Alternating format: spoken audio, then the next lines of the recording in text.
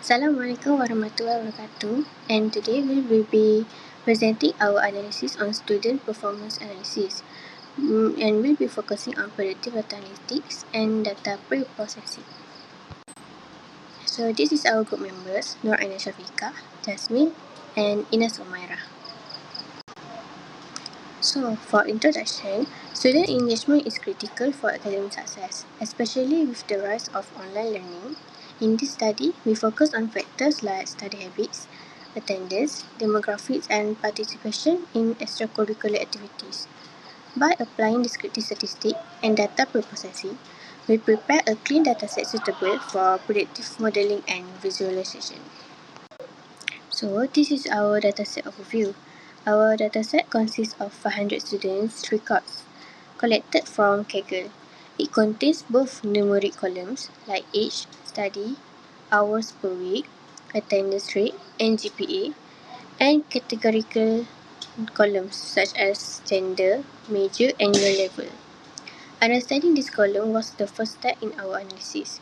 For instance, numeric column allow us to perform calculations and visualize distributions, while categorical columns help in grouping and segmenting data.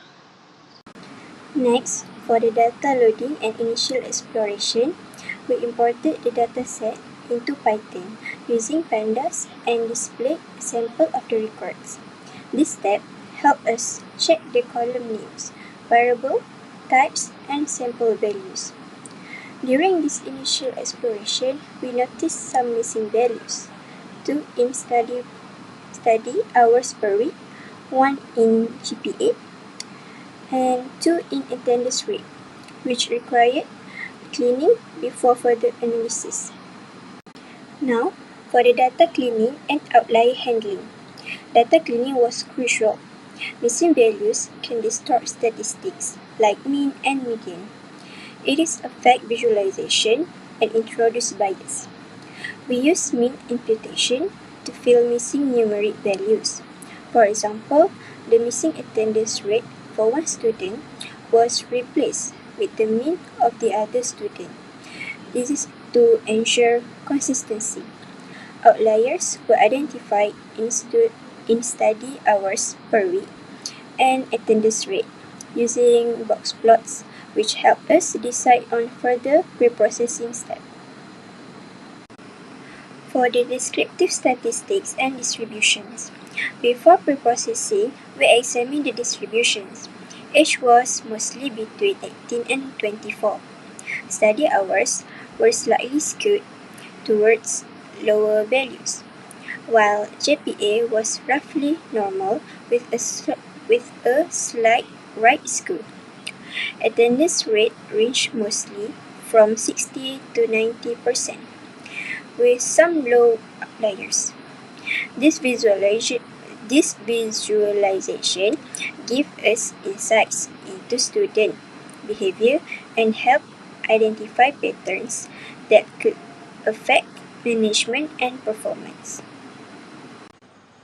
So, now I want to explain about scaling and encoding.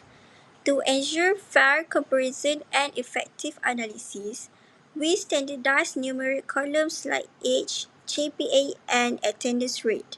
Categorical columns such as gender and major were encouraged for use in predictive models. These pre-processing steps were essential for dimensionality reduction and further analysis. So now let's talk about principal component analysis and visualization. We applied principal component analysis or PCA to the numeric columns to reduce dimensionality while retaining the most important information. The first two principal components explain approximately 55% of the variance, allowing us to visualize pattern efficiently. We also create histogram, box plots, and a correlation heat map to explore relationship between variables. This visualization made it easier for educators to identify engagement trends and at-risk students. So we go to conclusion. In conclusion, pre-processing and exploratory data analysis help us clean dataset, handle missing values, and reduce dimensionality with PCA. The most impactful step was handling missing values, which ensured accurate statistical calculation and PCA result. While challenges like outliers, scaling indifference, and PCA interpretability existed, our analysis produced robust insight into student engagement and academic performance. Proper pre-processing and visualization can guide data-driven decisions in education.